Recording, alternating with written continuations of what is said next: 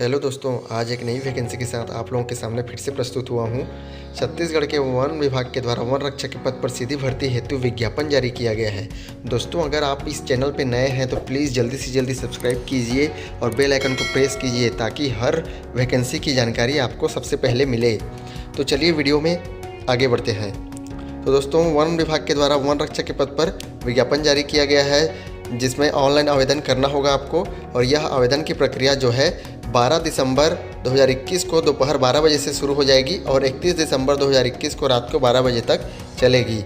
और ऑनलाइन आवेदन करने के लिए जो वेबसाइट है वो है www.cgforest.com। इस पर जाकर के आपको ऑनलाइन आवेदन करना है। तो चलिए भर्ती प्रक्रिया और पदों की जानकारी के बारे में हम इस विज्ञापन में डिटेल में देख लेते हैं। तो दोस्तों, हम इस विज्ञापन में मेन पॉइंट को देखेंगे, क्योंकि सभी को देखेंगे तो वीडियो बहुत लंबा हो जाएगा।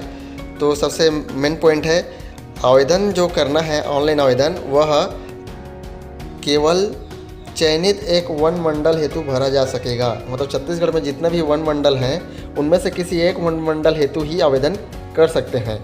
अब देखते हैं ऑनलाइन आवेदन हेतु आवेदन शुल्क। तो दोस्तों, छत्तीसगढ़ के मूल निवासी जिसमें ST SC और OBC आते हैं उनके लिए आवेदन शुल्क जो है 250 रुपये है। इसके अलावा अन्य जो है उनके लिए 350 रुपये का आवेदन शुल्क देना होगा। और यह आवेदन शुल्क जो है आप क्रेडिट कार्ड, डेबिट कार्ड या नेट बैंकिंग के माध्यम से कर सकते हैं। ये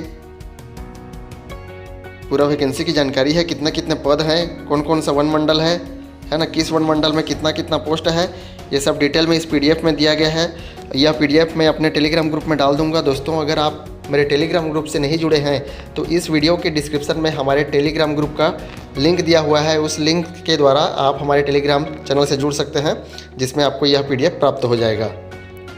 आप देखते हैं अगला पॉइंट है शैक्षणिक अर्हता। तो दोस्तों, इसमें सिर्फ 10+2 मांगा है, यानी कि हायर सेकेंडरी परीक्षा उत्तीर्ण होना चाहिए। ऐसा कोई भी कैंडिडेट जो हायर सेकेंडरी परीक्षा उत्तीर्ण है वह इसमें आवेदन कर सकते हैं। दूसरा पॉइंट है आयु सीमा। तो आयु सीमा को जो है 1 जनवरी 2022 की स्थिति में देखा जाएगा। 1 जनवरी 2022 को आवेदक की आयु जो है 18 वर्ष से कम ना हो और 40 वर्ष से अधिक ना हो, ठीक है। और ST SC OBC को नियमानुसार छूट दी जाएगी।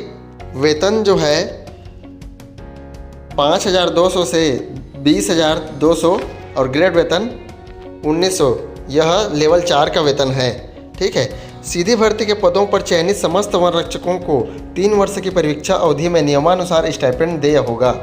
तो दोस्तों, आजकल सरकार स्टाइपेंड सिस्टम लागू कर दिया है हर वैकेंसी में, है ना। सभी पदों के लिए स्टाइपेंड सिस्टम लागू कर दिया है और जिसमें 3 वर्ष की परीक्षा अवधि में मूल वेतन का जो है अलग अलग परसेंटेज देय होता है। जैसे कि प्रथम वर्ष में मूल वेतन 19,500 है तो उसका 70% सैलरी मिलेगा। दूसरे वर्ष की आप सेवा देते रहेंगे उस समय आपको 19,500 का 80% वेतन ही प्राप्त होगा और साथ ही अन्य भत्ते। तीसरे वर्ष में मूल वेतन यानी कि 19,500 का 90% सैलरी आपको मिलेगी, साथ ही अन्य भत्ते, यानी कि चौथे वर्ष से आपको 19,500 रुपये का वेतन जो है मिलेगा। अगला पॉइंट है शारीरिक अर्हता। तो इसमें ऊंचाई है अनुसूचित जनजाति के लिए पुरुष के लिए 152 सेंटीमीटर और महिला अभ्यर्थी के लिए 145 सेंटीमीटर। बाकी जो अन्य हैं पुरुष में उनके लिए तो 163 सेंटीमीटर और अन्य महिला अभ्यर्थी के लिए 150 सेंटीमीटर। अब है सीना का माप, यानी कि सीना सामान्य स्थिति में समस्त वर्ग के लिए जो है 79 सेंटीमीटर न्यूनतम होना चाहिए और महिला अभ्यर्थी हो तो 74 सेंटीमीटर न्यूनतम होना चाहिए। अब सीना का जो फुलाव है समस्त वर्ग के लिए 5 सेंटीमीटर, यानी कि 79 सेंटीमीटर आपका सीना है सामान्य स्थिति में, तो 5 सेंटीमीटर वो फूलना चाहिए, यानी कि फूलने के पश्चात वो 84 सेंटीमीटर होना चाहिए। उसी प्रकार से महिला अभ्यर्थी के लिए भी 5 सेंटीमीटर फुलाव रहेगा। अब इसका देख लेते हैं चयन प्रक्रिया। तो चयन प्रक्रिया में जो है शारीरिक दक्षता परीक्षा ली जाएगी और यह शारीरिक दक्षता परीक्षा जो है 100 अंकों का होगा, जिसमें है 200 मीटर का दौड़ जिसमें 25 अंक रहेगा, 800 मीटर के दौड़ जिसमें 25 अंक रहेगा, लंबी कूद है इसमें भी 25 अंक और गोला फेंक इसमें 25 अंक। अब ये इसकी जो प्रक्रिया है उसको इस PDF में दिया हुआ है, इसको डिटेल से आप लोग देख लीजिएगा। फिर होगा लिखित परीक्षा।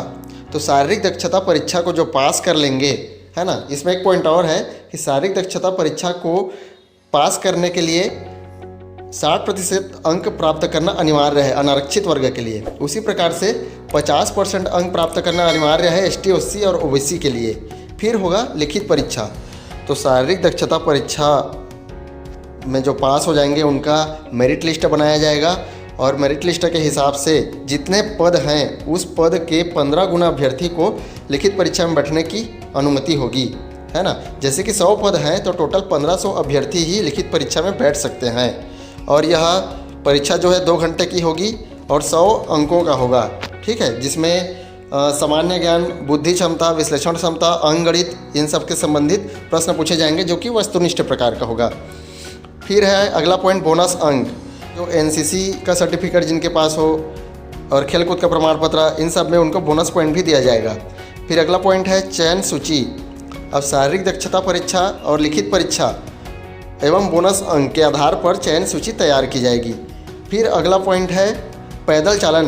अब इन सब को पास करने के बाद जो प्रावीण्य सूची बनेगी उनको पैदल चालन की प्रक्रिया को पूरा करना होगा, जिसमें पुरुषों को 4 घंटे में 25 किलोमीटर तथा महिला उम्मीदवारों को 4 घंटे में 14 किलोमीटर की दूरी को पूरा करना होगा, है ना। इसमें कोई अंक वगैरह नहीं रहेगा, लेकिन इसको ये जो चालन है इसको इतने घंटे में पूरा करना अनिवार्य होगा। अगर पुरुष हैं आप तो 4 घंटे में अगर 25 किलोमीटर की दूरी को तय कर नहीं पाते हैं तो आपको नौकरी नहीं मिलेगी।